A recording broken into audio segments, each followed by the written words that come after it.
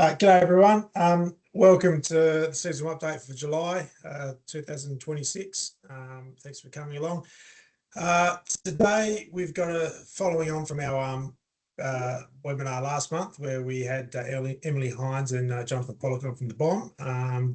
We've been joined by Jason Lynch, so a regular, and really enjoyed getting him along. So today's outline for the webinar will be first half, we'll be throwing over to Jason and having a chat to him about the decision making for challenging times, and then we'll do our usual seasonal update around the state, which has been really interesting, particularly the rainfall that we've got over the last week, and how that's kind of set up our winter and how that's compared to the last two seasons in particular.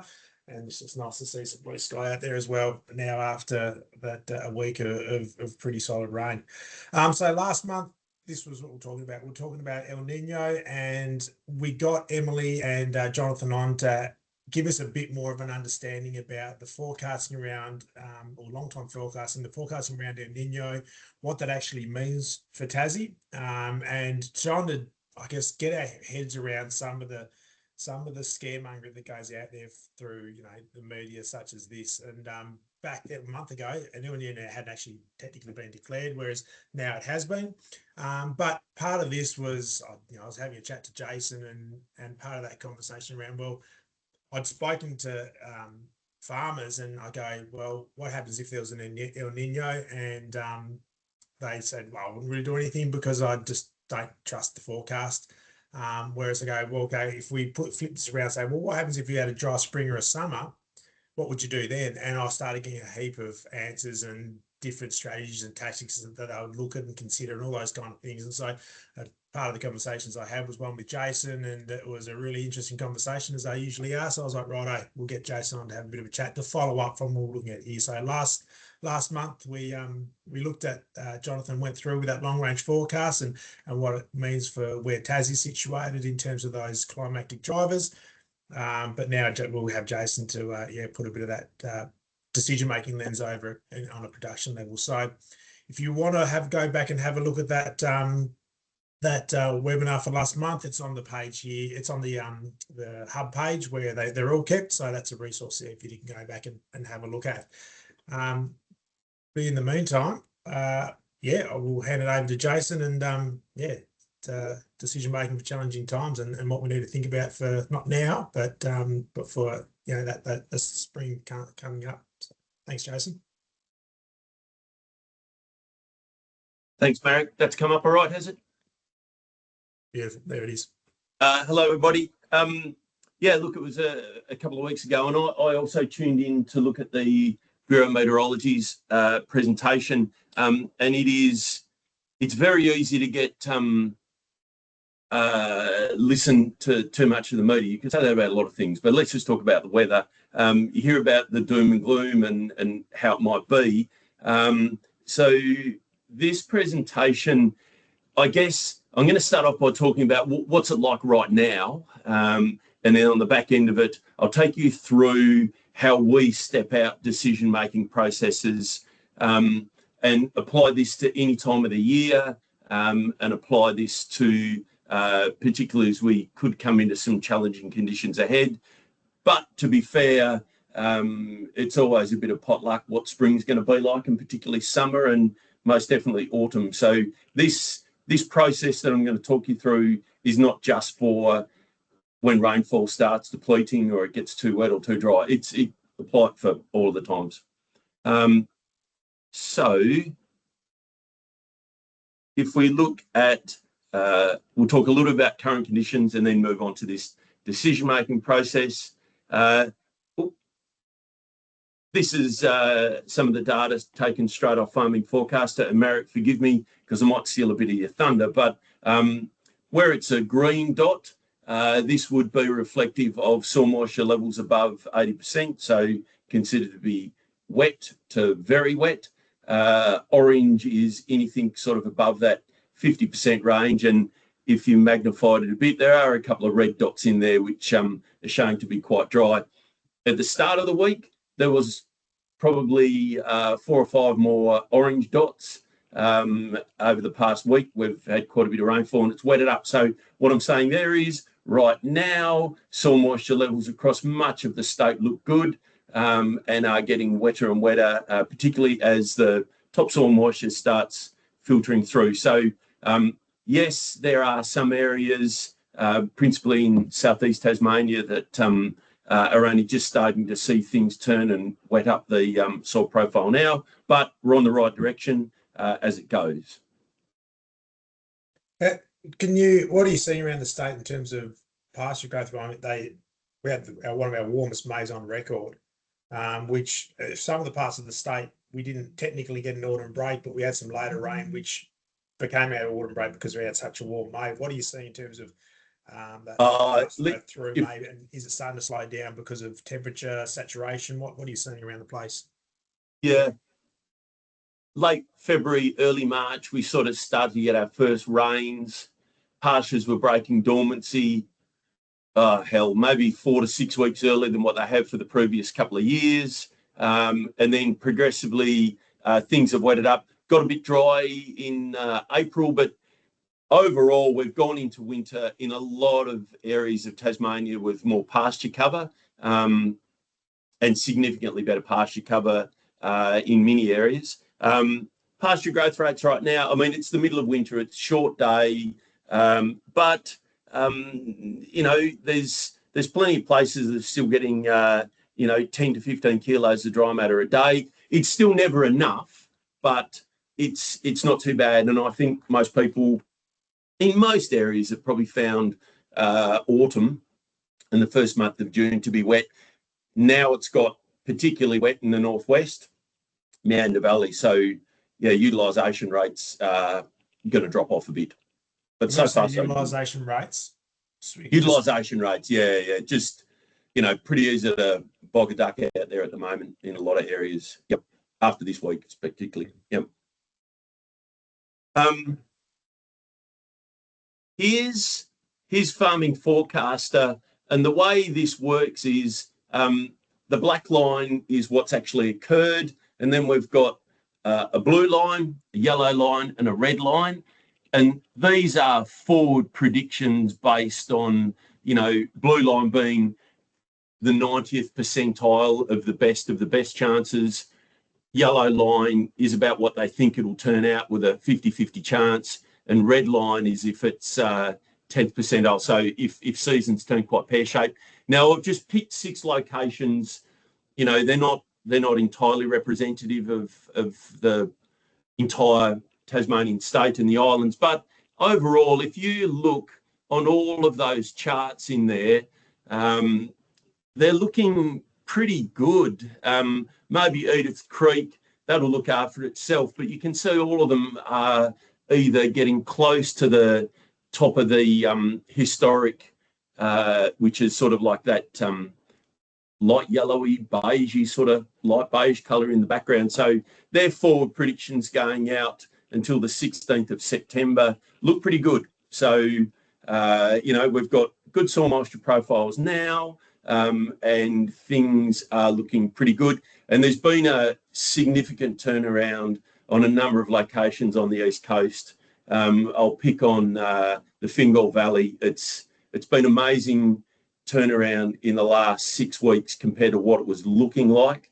And the islands are looking very good. So, Farming Forecaster gives us a bit of confidence where things are heading into the near future. And I'll just add to that, Jason, if anyone's interested in getting a greater understanding about, number one, getting onto Farming Forecast and having a look, it's freely accessible.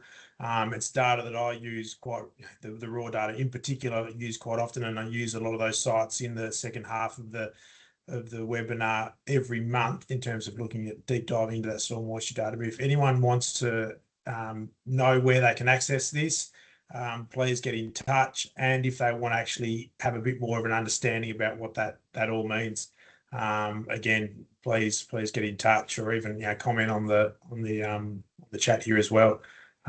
Fee's just thrown up the link, so have a look at that. But definitely, if you look at it and there's things you don't quite understand, which like some of the things Jason just described, It's a resource which is really useful, and yeah, feel free to reach out. We can give you to the right people. I can even give you a bit of a rundown of that as well. So yeah, I love it that you pull this kind of data up, Jason. Thank you.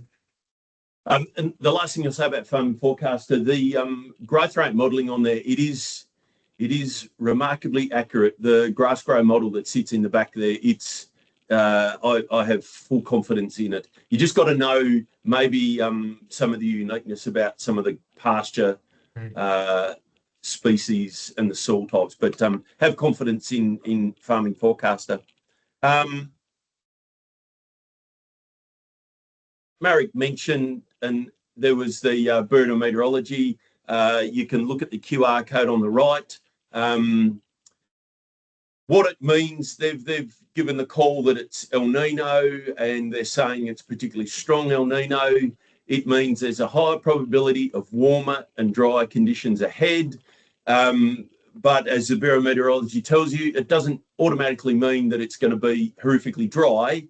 And Tasmania's in a unique and an interesting place in the world that we've got these Southern Ocean influences on us. So, you know, we can't tell what the conditions are going to be like in December, January, February, March next year. We deal with what we've got right now. The chart that's on there with the map of Tasmania, that shows what their prediction is from 1st of July to 1st of September, or sorry, the month of July out to the month of September, with a 75% chance of receiving that rainfall. So, you know, very, very heavily dominant coming in on those westerly patterns. But I'd urge you to go and listen to what the Bureau of Meteorology, they're the gurus on it. We can't control the weather. We're on the receiving end of it. It is what it is. The last thing I'll touch on with the seasonal conditions, anyone that's hooked up to a TI scheme, this is pretty useful information for you. They update their dam storage levels every day, 12:15. From the start of the week to the end of the week, some of these dams have gone up significantly. I think Meander Dam, there was about 5,000 megs has gone in it during the week. And you can see the TI storage levels look pretty good until you go right down to the bottom with Craigborn Dam. Craigborn Dam's an interesting beast. It's only was ever designed to fill up every 4th year. They're in their 3rd year now, so irrigation season ahead 26-27 will be okay. It'll be irrigation season 27-28. Talking to a colleague of mine, passed on to tell everyone that TI's got contingency plans in place. A number of these dams that you'll see on there, things like Sprint Dam, I don't know, Upper Floods Dam, Raccoona Dam and things like that. These are only small buffer dams. The main storage is Meander Dam, Headquarters, you know, a bunch of the big ones in there. They're ready to go. You know, they're filling up, and they're filling up pretty quick, especially now we're into July and August when the expectation is to get a lot of runoff, which seems to be happening right now. So that's where we're at. It's been reasonably good. We've got good soil moisture levels. The dams are nicely filling, and I would expect people's on-farms dams, now that we've got some soil saturation, will start to get better and better runoff. And anyone that's pump filling out of creeks, there's plenty of Surety 6s being activated, like off the South Esk. I've forgotten the name of the dam that's in the middle of Launceston, that's spilling. So people have probably got text messages to say pump away. So it looks good at the moment. And that's a very, very good thing. Now, I'll move on to the decision-making process, and I'll just run you through. Effectively, this is all about trying to manage our resources and manage them efficiently, and you know, get a good outcome from it. We just use this little circular table, planning at the top. Think about what we've got to do. Take account of what we've got on the property, land, crop, resources, water. Then we've got to prioritise that resource base. and I'll go into how this works in practice. Then we've got to allocate it based on a priority basis. Then we review and we go back into the planning phase. So it never ends and it never stops. It's this circular process of how we have to consider it. And if you said, you know, what is this all about? Well, it's just making well-informed and timely decisions, particularly the timely decisions. If we make a well-informed decision, but it's, you know, 2, 3, 4 weeks late, then we've got some problems. And then we're looking to do those decision-making processes, make sure that we use that resource base efficiently, whether it's the water, the land, the fertiliser, and sustainably produce a product.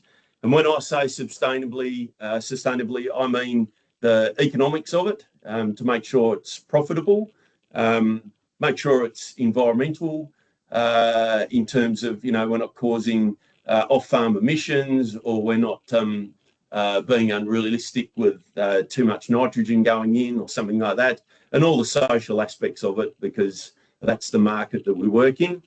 And by product, I mean the animal, red meat, beef, lamb, the animal product, milk, fibre, and for crops, all the different sorts, vegetables, cereals, grapes, berry fruit, apples, you name it. So that's it in a nutshell. If we look at it in action, this next slide, it's a busy slide, but I've sort of broken it down into sort of 3 main areas that we're working in agriculture in Tasmania.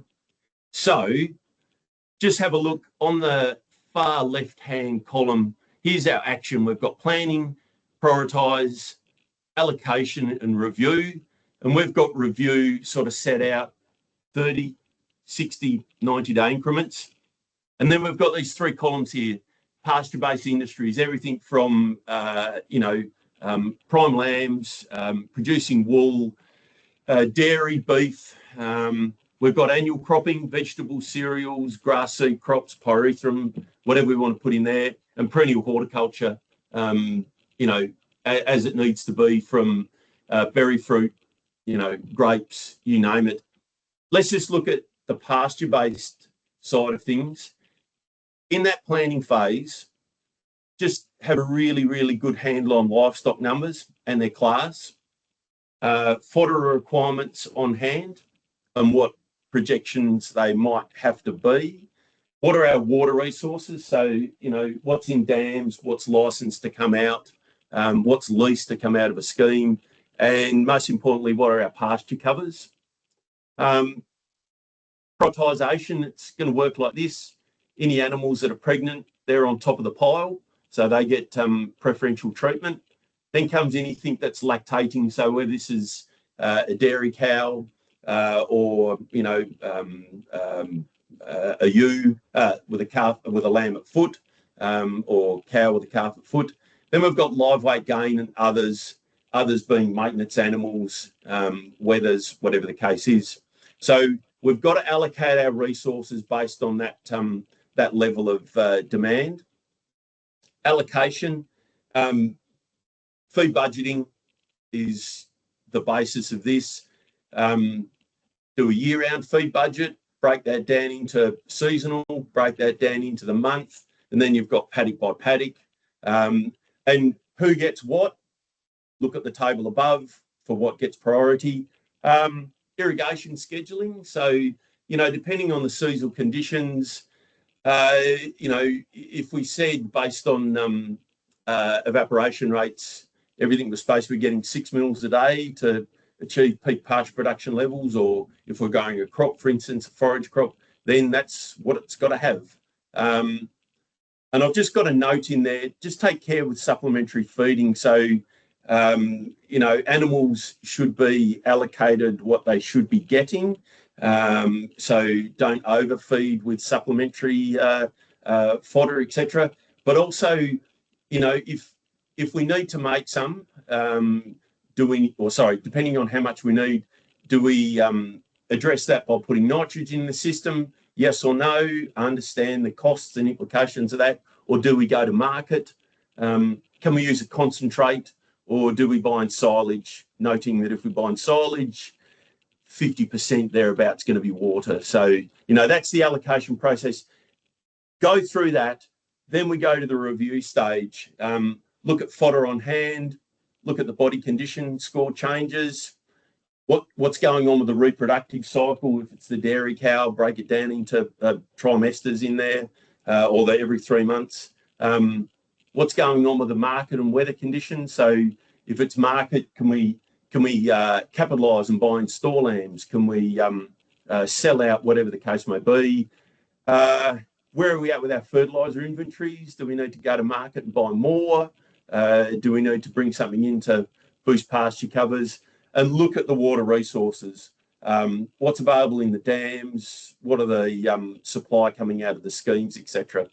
Now, that's our pasture-based side of things. Can I just butt in there, Jason? Just I've had a number of conversations with you around that feed budget. Now, I just want to put that out there for people who, I guess, what are the fundamentals around the feed budget? I'm not want you going into the ins and outs, but what are the kind of, for people to, I guess, give to see whether what they're doing within their feed budgeting, because feed budgeting for one person may mean something completely different to another in terms of the complexities and the things you put into it to come up with your decision making. What are the fundamental things you should be thinking about when you're looking at developing your feed budget to make sure that it's going to be answering the questions, particularly if we come into a dry spring, or say a wet extended spring, or where growths are down a bit? What are the fundamental things we need to make sure that we're looking at developing around a feed budget? Yeah, Marek, it's a good question. And at about 4:30 today, we'll have finished it. But I'll put it exactly in a nutshell. It is matching feed supply to feed demand, or vice versa. So we can do this on a daily basis. Mob of animals go into a paddock. They're supposed to be eating X kilos of dry matter per day. The paddock's this big. Where did they go in at? What did they come out at? So that's the daily basis of it. And if there's a shortfall, do we wear it and take a productivity hit, or do we put a supplement in there, or kick the can down the road potentially? Then taking that to a monthly basis.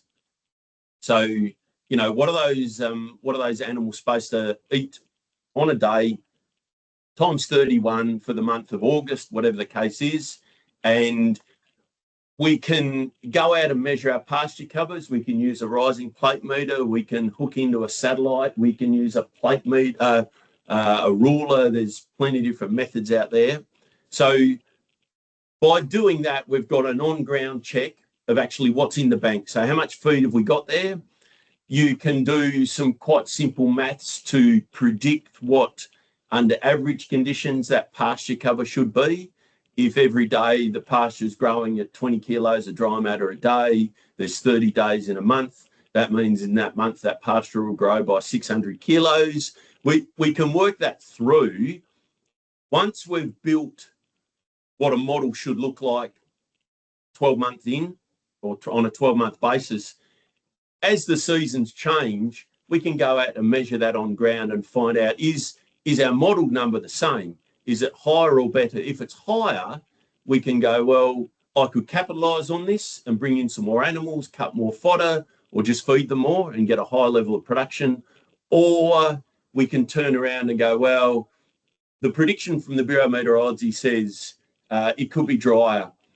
I'm comfortable now. Let's not be bullish. Let's be conservative, and let's just wait and see for another 2 weeks or a month. Go out and measure pasture covers and come back and report on that. So it is a fundamental thing for, livestock-based industries, dairy, sheep, beef, to get your handle around feed budgeting. We've got to know what the animal needs. We've got to know pasture growth rates. There's a lot of ways that we can access information, but it's planning ahead in time, and then we can actually ground truth that with a plate meter, etc. Yep. Okay, thank you. That's it in a nutshell. That usually takes me a day to do that sort of stuff. Anyway, yeah, and I guess, no, well, I'll ask that. So if someone does, say, for example, maybe last year, especially in one of the last 3 years that we've had where there's been some unseasonably dry weather around the place, and we might have hit the skids and things we didn't quite match feed rates, growth rates to feed requirements and all those kind of things. Would your advice be to somebody go out and, to someone such as yourself, to look at sitting down and actually nutting out what we actually need to develop a feed plan or a feed budget for your property and for your situation? Yes, because I guess what I'm getting to is there's a lot of information out there and free information out there, and it's all well and good to say, yeah, there's free information, let's access it. But at what point do you go, no, this is so important to me, especially when there's variability in the climate outlook for a season. I need to go spend money because the return on investment I get to get advice will come back pretty quickly with one poor decision that may be made, or it will repay itself a dozen times like that. But it also educates me in the way I need to set myself up thinking forward into not this season, but next season and the season and the things I need to take into consideration. Yeah, I think every farm's either a little bit different or a lot different. And just because your neighbour's doing one thing, that may not be entirely relevant to you. Different enterprise, different stage of development, different debt loads, different pasture species, irrigated, not irrigated. I think it's quite unique, and I like doing feed budgets. I like to encourage producers, and there's many in this audience that do this already and do this very, very well. They've got a plan. And when things start changing up, too dry, too wet, too cold, whatever the case is, you can reflect on your plan and start making changes well before your hand's forced and you go, well, it's too late for me to do this. Now I have to do that. And, we'll get people inevitably come to us when they're in a crisis, and the number of options and the number of decisions that you can do that will positively impact their situation is limiting. And often they end up being quite severe and quite,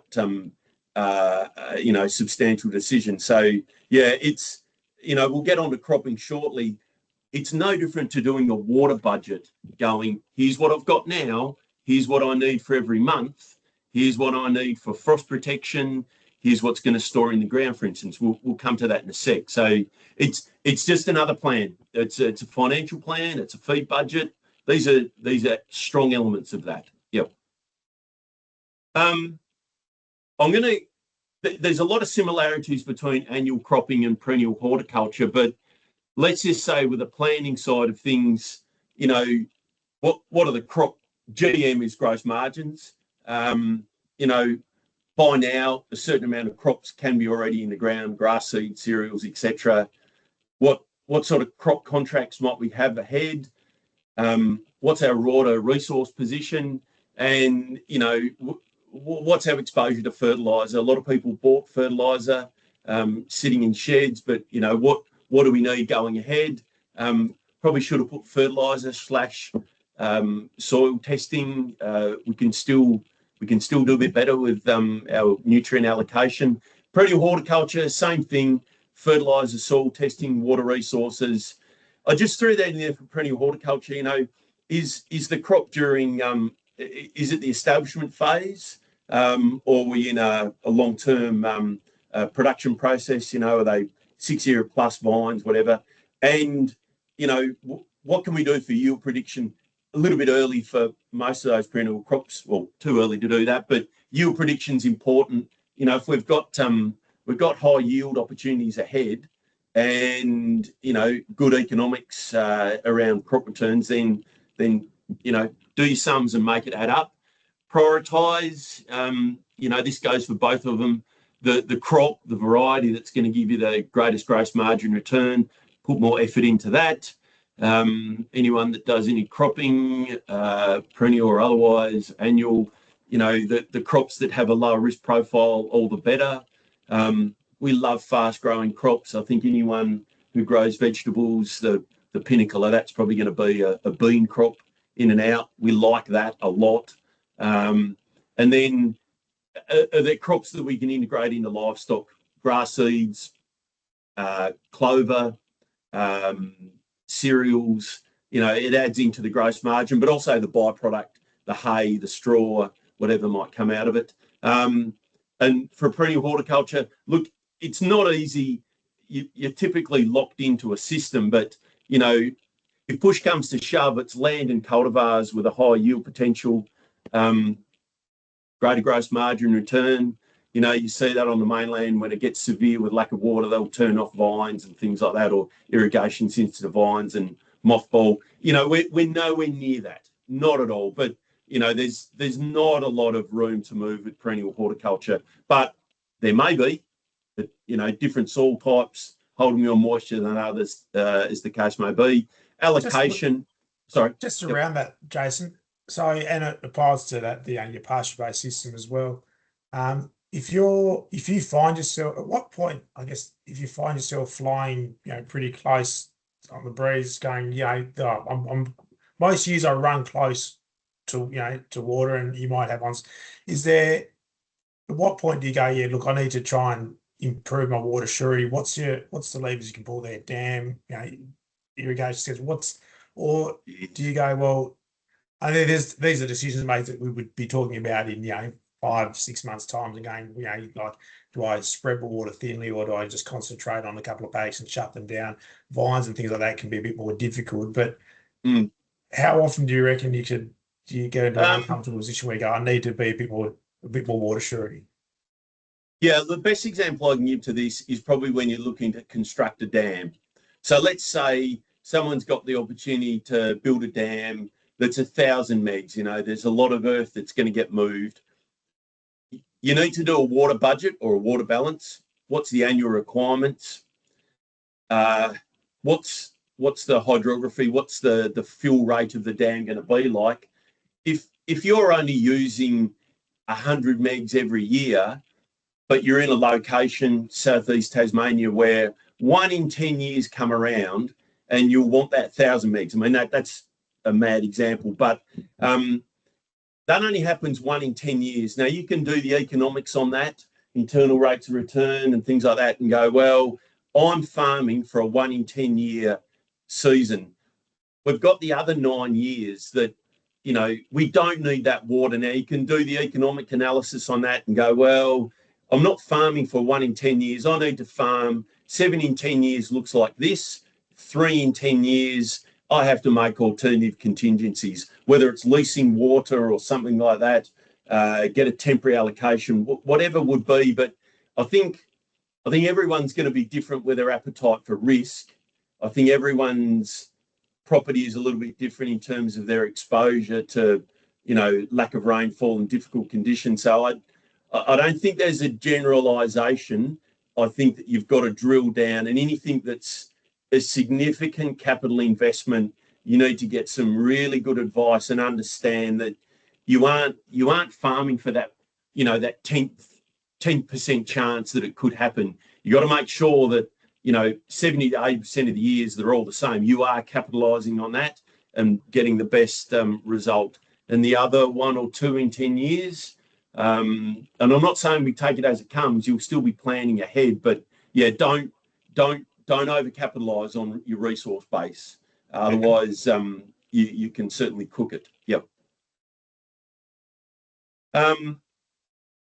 Allocation. Both of them, annual cropping, perennial horticulture, put the nutrient where you need to put it, do your soil test, do your soil nitrate test, do your sap test, do your leaf tissue tests, know what you need. Plants, when they're under stress, can behave a little bit differently in terms of their nutrient demands. Yield potential might change a bit.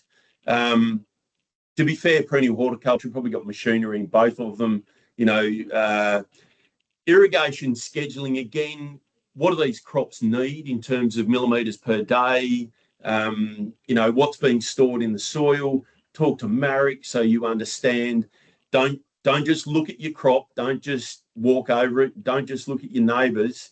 Get a probe in the ground. Understand, are you just pushing water into the subsoil with no drawdown by the crop?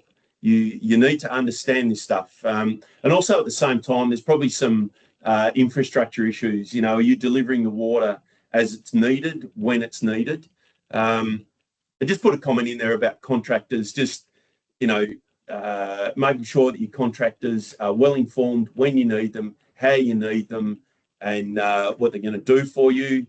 Review for both of them, it's the same. Yield prediction, you know, dig up your potatoes, find out how many tubers you got there, understand what it might mean at week 12, 14, do your flower counts for berries.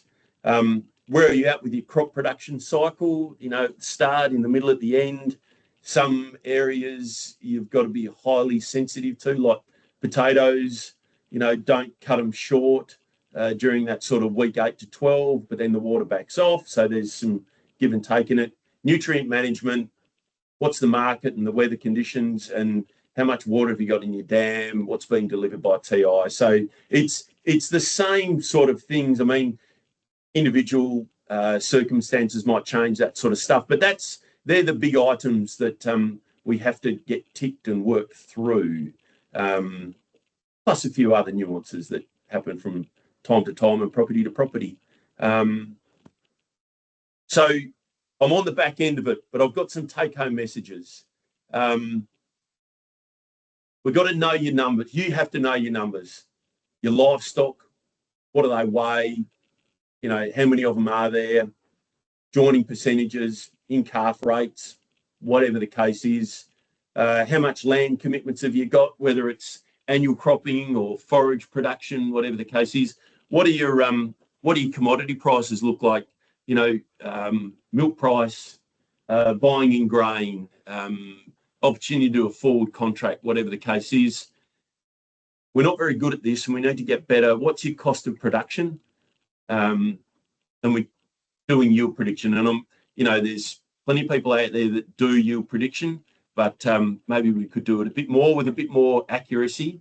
We want you to make decisions that are based on logic and economics and be well informed. We don't want you to make rash decisions or purely on gut feel. Now, I say purely on gut feel because farmers' intuition is amazing, and it's usually right, but how right, that might be debatable. But often if people find themselves in trouble or difficulties, your mind can go into places that you go, right, sell them all or move them on or stop irrigating or whatever the case is. You know, in the lead up to making that decision, we would have wanted you to be monitoring, measuring, considering. So you're not forced to make these rash decisions. We want people to act early and be proactive. So we're not talking about constantly making all of these decisions all the time.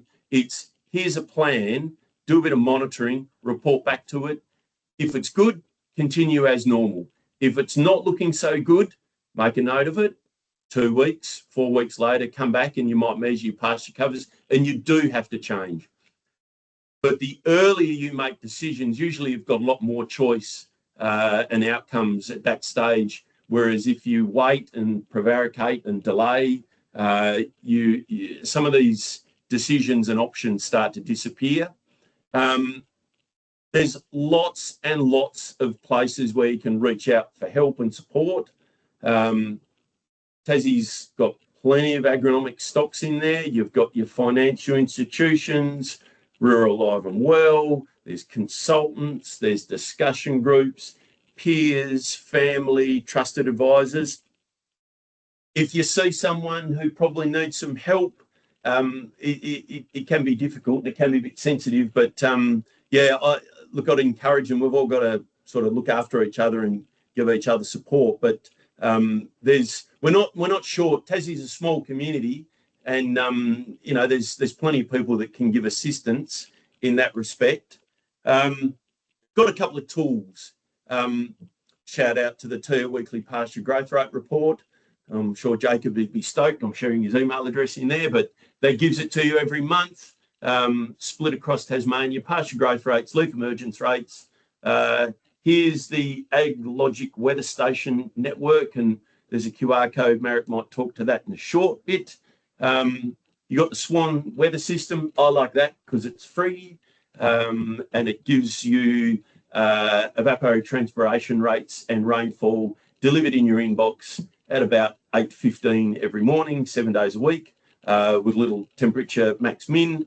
The Australian climate app, that's great. There's so many things in there: seasonal trends, temperatures, rainfall, solar radiation. It just goes on and on. And I am a big fan of Farming Forecaster, and it's a very, very, very good system in there. And I think that's it. I'm done. Brilliant. No, thank you, Jason. Thank you very much. Really appreciate that. Some fantastic information in there. And yeah, I'd love to. I have plenty more questions that I scribbled down that I'd like to ask you, but for the interest of time, we'll look to just jump onto the seasonal snapshot. But any questions that anyone has, please feel free to get in contact or write it there in the chat, and we'll definitely follow up. So if we jump onto the seasonal snapshots, we'll start with the Northwest Coast. As I said, we've had this week has been pretty interesting and nice to see some sunshine out. So if we start on the Northwest Coast up the Circular Head, we can see here on our sandy soils up around Woolnorth and north and west of Smithton, we can see here we've now officially hit our plateau. So that's kind of where we see that's our winter plateau where our soils are at saturation. And so we can see we've hit this quite a bit earlier than we had same time last year. So yeah, wet through there. Edith Creek as we come a bit further inland with our better structured soils, so our clay loams. We've hit our full point as well, and it's just bouncing along. So we're getting good growth rates still coming out of there for this time of year, but those will start to slow as start to reach form that plateau as well. Not same saturation rates, especially on those soils that have good topography and we get that drainage. But we've hit that full point as well up there for the last couple of months. And as we keep coming down further south, same thing. So we're seeing that typical pattern that we see through winter on those red ferrosols. We're getting that again. We're starting to get that now through this time of the year now. So we've hit our full point there as we go a bit further down south again. Last month, we hit our full point, and again, we're just seeing that signature through winter that we'll see. And so we'll see that keep ticking along until we get to that point in September, October, and see when spring starts to kick in, and how much of a wet winter impacts us in terms of saturation. So summary for the Northwest Coast, sandy soils are at saturation, especially those flatter parts of the country, where it's a water table that's come up. That's what's causing our flat lying essentially across our soil moisture probes. So our more structured clays, so soils such as your clays, they're at 4 points. So we're a couple of heads, 1 or 2 months ahead of where we were at the same time last year. Like I said, it's not so not a massive impact on us in terms of too waterlogged or saturated conditions because we've had that warm May, which has been pretty good. But be strategic about what paddocks you graze. I spoke about this last webinar. I think we're in that same situation. If you can keep off those wetter paddocks for the sake of your soil structure and making sure you come out of spring, because if any decisions you make now that impact your soil structure will delay how quickly you come out of spring because your soils don't have the same capacity to drain or get air back into their profile. So if we go across to the northeast, this has been a really interesting soil moisture signatures to watch. We are well above where we were the last 2 years, and in some parts along the coast, so across from Georgetown all the way up, to the Rushy Lagoon. It's probably the wettest that we've seen it in the last 4 years, which is good. We want to get to that in inverted commas of normal winter. So you can see we've got a lot more. Last 2 years we're well above where we were 3 years ago. Similar climate, and Jason mentioned in that plan, that ground truthing, going and taking, seeing what's going on records, taking records. So you can go back and say, yes, these 2 years here have kind of are sitting there in our recent memory, but what happened 3 years ago, and what decisions did we make that worked then? And this season looks like it's tracking similar to there. So what kind of decisions did we do 3 years ago that we could replicate this year, rather than being, that confirmation bias of the previous two? And then further inland, where we were same time last year. Now, last year we got to that winter red ferrosols through there, so similar signature what we're seeing through that Yola and Sassafras regions. We just got there a little bit earlier this year, so we're officially at that full point now, further inland. And then if we go up to Kananga, this is up around Tomahawk and areas like that. You can see here again, it's showing that's on that coastal country where we didn't get rainfall systems come through in the last couple of years. This rain has filled up those sandy profiles as well, which is good to see. So that summary for the northeast coast, as I said, some really good soil moisture, particularly that subsoil moisture, and particularly that rainfall that's just giving our soils time to take that moisture in and then take it again. So you're really maximising your pore capacity. Is this our normal winter? We've just been short of a normal winter in inverted commas the last few years. And we've now reached full profile that, those in Ringarooma and Scottsdale areas like that. But we're well ahead of where we were same time last year, which is boding well for a strong spring. Northern Midlands, similar there in terms of we're above where we were same time last year, so we've hit that full profile again. I love it to see when soil probes replicating their data. We've got a similar full empty and similar full points, so that's information that we can take a lot of trust in. Same as you go to Meander, I think they had a 60 mil day, which has just popped them up to where we expect Meander and that Dairy Plains area to be wet. So as you can see here, those parts of the world where they sit wet because of those rainfall, we can see that fluctuation, that usage there is a lot. It plateaus out a lot more, and because they are prone to those wetter winters, and that's when saturation. So understanding what those signatures mean in terms of that's past utilisation through those colder months, and how quickly we'll potentially come out of a spring are important. Those three. This is one of the insights that's been really interesting in terms of using these three gradients, and your yield potential in pasture growth is driven by the gaps in between those. But that's something we'll go into as we come into those September, October months as well. And as we come to Hagley, through those Northern Midlands, we're pretty much, in Bishopsburg, we're pretty much similar where we were last year, except for some of these sites where we've had these isolated large rainfall events where we've pretty much got to that full point as well. So and this one here at Elsdon, which is just on the other side of Longford's always been that transition zone, but now we finally start to see those dryland grazing sites where we start to see some infiltration into our profile through this last week of events, rainfall events, starting to get that infiltration, that subsoil there.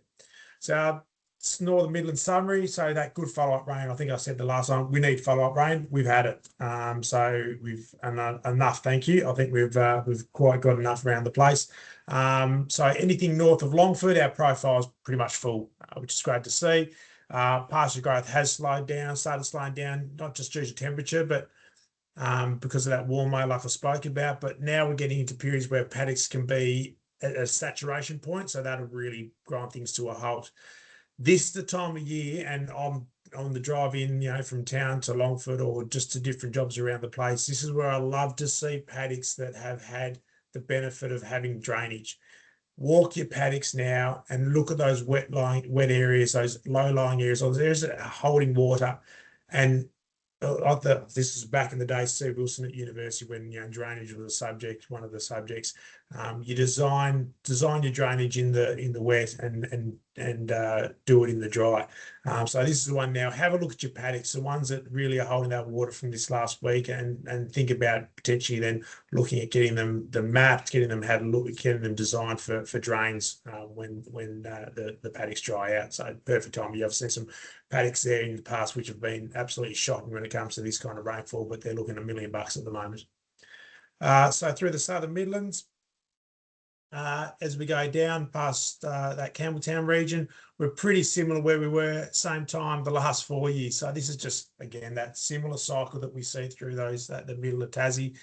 So it's pretty much bunched up. This is that sandier site, and so we can see that slow infiltration of water going in, but hopefully that keeps tracking up.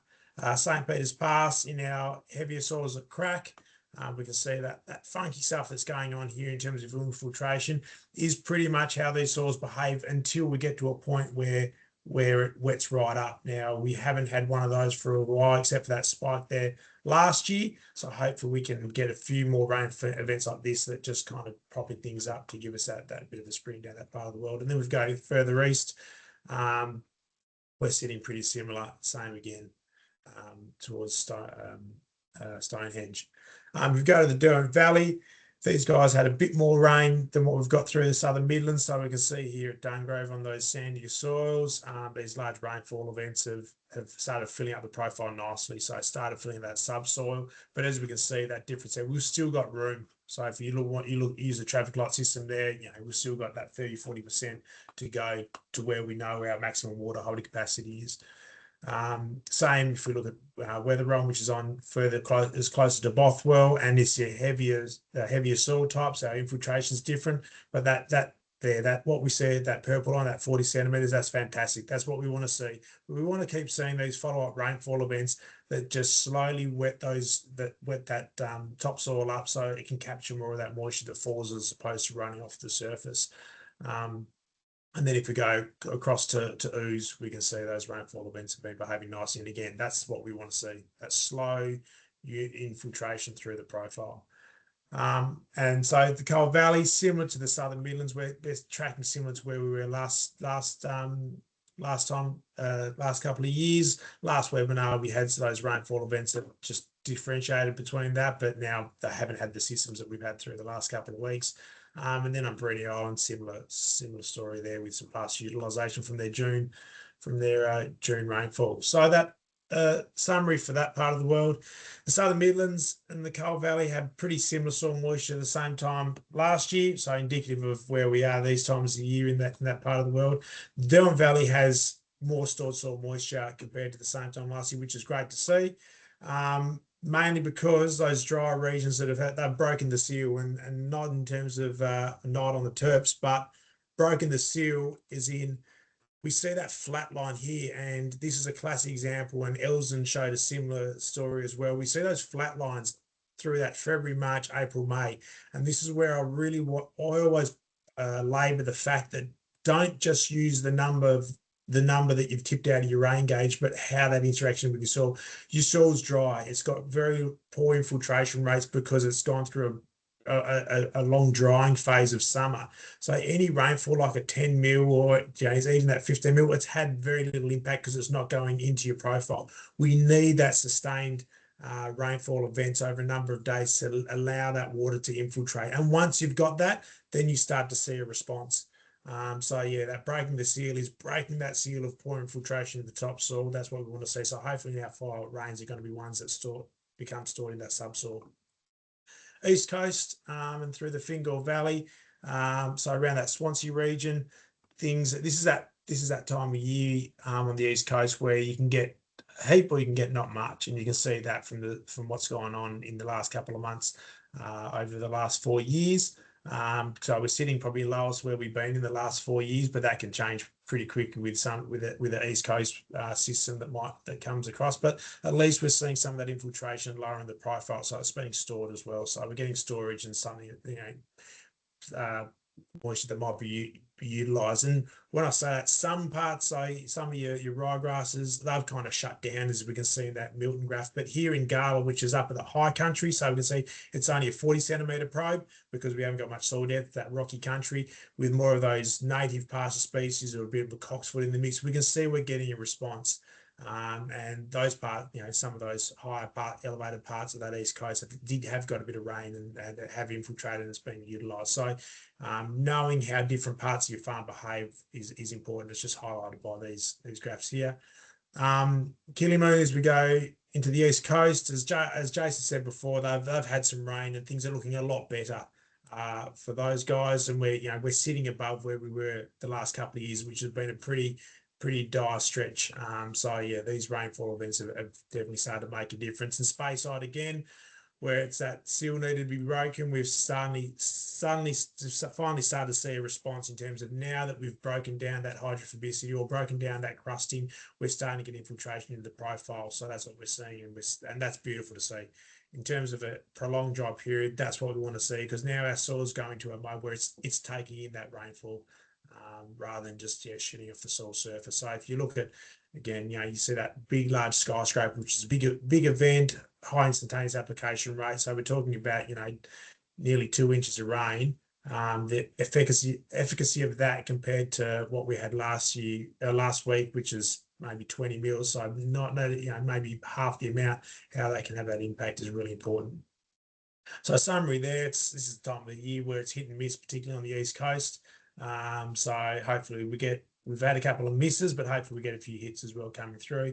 It's about the same time as the last 2 years in terms of soil moisture. So tracking that, when we hit that full point would be important. Soil moisture is very dependent. I mentioned this last month as well, but that river sand and soil clay through the Fingal Valley is a classic example of understanding how that all behaves. We'll quickly go through the islands. So Dingira, so Central Flinders, we're pretty much where we were the last couple of years. And if we go further north onto some of that lighter soil, we can see Nampara. We're pretty much where we were same time last year. So, but things are filling nicely. Again, that's what I love to see. We're filling from the top down. Soil's behaving the way we want it to. If we go across to Bruny Island, Egg Lagoon has had that rain, which has filled it up. So again, we've hit that similar point there, which is great to see, and ahead of schedule compared to the last 2 years, which is really good to see. And same if we go on that on the Bargara Lime. So at Semi Coast Country, we're full now. That drainage, and we're going, and through those soils that don't get wet as quickly, we're going to get better pass utilisation. And here at Bargara, we're pretty close to full a month ago, but this last rainfall has really topped us up. So hopefully we can see that similar signature that we had through there last winter in terms of setting us up for a decent spring. So summary for the islands, Flinders Islands tracking very similar to the last 2 seasons, and so bottom half of the profile now needs a bit more recharging. So the top part's been full, which is good. Now a bit more fire rain to get some of that subsoil moisture that will prolong a good spring. And now for King Island's profile is full, I think we can pretty much call it. And it's way ahead of the last 2 seasons, which is really good. Now the question will be, will we go into a period of saturation? So will our low-lying parts of our paddocks be inundated with water in August or not? That'll be the big key sign, and they're kind of the precursors to tell us how that summer period will potentially start to behave. So our key takeaways for this month is around understanding what a dry spring means for your production system. So understand what that means. It may happen, it may not happen, but plan for it. I think that's, from what Jason was saying, is really key. Get that planning. And there's heaps of resources around available for your planning, decision making, but don't be scared to go, right, I've got all that information now, sit down with a professional and get it aligned and have a look, and they can look at previous years to look what worked and what doesn't work, and pick up little things that just make all the difference between a plan that works for your property compared to one that may work for your neighbours. So really important. Yes, that peer-to-peer learning is fantastic and vital, but making sure that you really dot those I's and cross those T's for your plans going forward. So you make sure you discuss it with the aggro and get everything lined up. In terms of where we're sitting at in soil moisture, our northwest, northeast, and Midlands are full. So we've hit that point now, which is great to see from the last couple of weeks of rainfall. And some of those areas are then leaning towards a period of saturation. So really make sure that we don't do anything at this time of year that's going to compromise our soil structure, particularly impacting us coming out of spring as quickly as possible if we do have that wet winter. But as we go, south of Longford, I think it's that kind of that transition zone, southern Midlands, east coast, Derwent Valley, we need more rain to fill that subsoil. So really keeping an eye on that in terms of what our yield potential or growth potential is coming out of spring. That does rely on that subsoil moisture. And so, when we looked at those graphs around farming forecasts that Jason showed, when those 3 lines, those 90th, 50th, and 10% decile years, when they're close together, that means we've got the variance is low because we've got good subsoil moisture. So that's giving us a really good indication of how things are likely to pan out. When they're spread out, it means that we're relying on rainfall, and that can be very variable. And we don't have that subsoil moisture that can be utilised. So around that, just any of those, if those farming forecast resources, please get in touch if you want to get more understanding around that. and again, usually gone over time. But so apologies for that. But any questions, please send them our way, and we can get back to you in person. So thank you very much, and yeah, see you all next month. Bye. Thanks, Jason. Thank you.